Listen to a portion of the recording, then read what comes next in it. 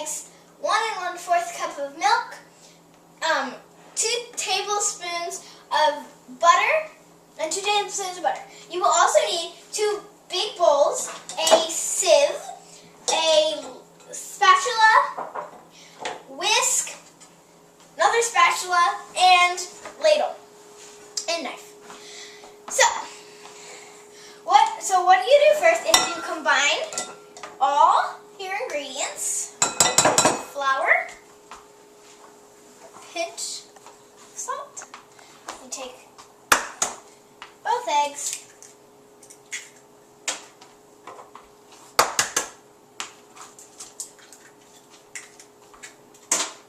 your milk,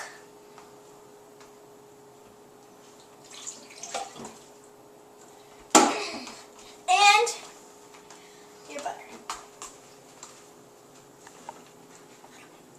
There we go. So, then you're going to whisk thoroughly so that all your ingredients are mixed together. So, my yolk is broken, so you should give that nice yellowy, greeny color, and then you want to make sure that all your ingredients are in there.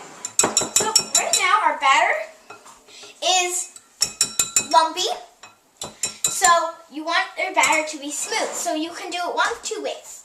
You can blend it in a blender, which is easier and takes a lot less time, but you also have to rest it afterwards. So, but you could also use a sieve, which is what I'm going to be showing you how to do today. So what you do is you take your ladle and you take some of the batter and you're going to put it in your sieve. And you're not just going to wait around for your thing to come through. You're going to take your thing, your spatula, and you're going to move it back and forth. It's a movement, back and forth, up and down, so that all the smooth batter parts are going to be at the bottom, and all the lumps and stuff that you don't want in your crepe batter will be on the top inside the sieve. See how, oops, my batter is nice and smooth. Oops. Batter's nice and smooth. It's all smooth, no lumps. So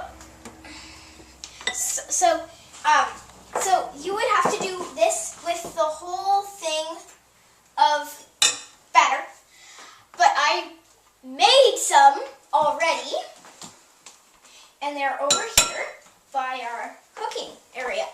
So, and there's your batter. See how it's nice and smooth? It's not chunky. In order to make crepes, you have to get a nice hot pan, and you have to butter your pan. So, I have my butter here, and I'm going to use my spatula and move it all the way around my pan. So, now I'm going to use my ladle, and I'm going to fill it, not all the way, but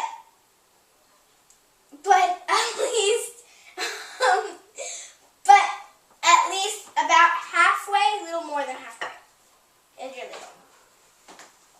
Then you're going to pour it straight in the middle of your pan, and then if you want to, you can do the little swirlies to make a nice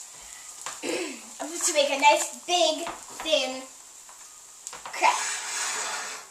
So you want to turn your heat down just a little bit, just so that it doesn't burn. So how you know that your crepe is done is that it's crisped up around the edges, and when you flip it over, it should be nice and It should be nice and golden, and it should be like veins all over the crepe, those golden brownish things. So, while my crepe is cooking, we're going to talk a little bit about the toppings. Now, the toppings on your crepe could be anything. Like today we're going to be using Nutella, but you could use Nutella and fresh fruit. You could use plain fresh fruit. You could use ham and cheese. You could use cinnamon and sugar. So my crepe is ready. So I am going to stick my spatula under and then flip it. And see how I've got the nice golden brown lines all over this crepe? That means that it's perfectly done right there. And it's really nice and ready. So it only takes a tiny bit for the other side to get like that because your pan is already hot. So I'm going to take my crepe pan and I'm going to flip it over here. And that's how you make a crepe. So, after I turn my thing off, you're going to take your thing and move it over here. Now you want to make sure it's nice and cooled and it's nice and thin around the edges and it's crispy on top. So, to get our insides, we're going to open our Nutella, our nice new Nutella, and we're going to get some on our knife.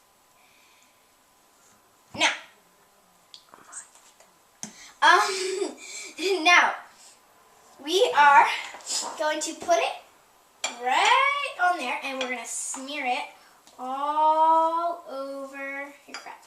You have to be really gentle because I already ripped my crepe, but you have to make sure the Nutella is nice and smeared all over the whole crepe. Like this.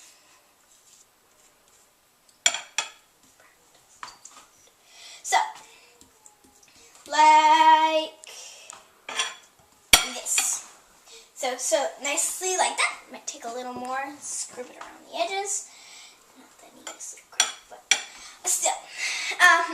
So we've got this. So now we're going to take our thing and we're going to roll it. So you want your crepe rolled up so that you have nice things on the inside.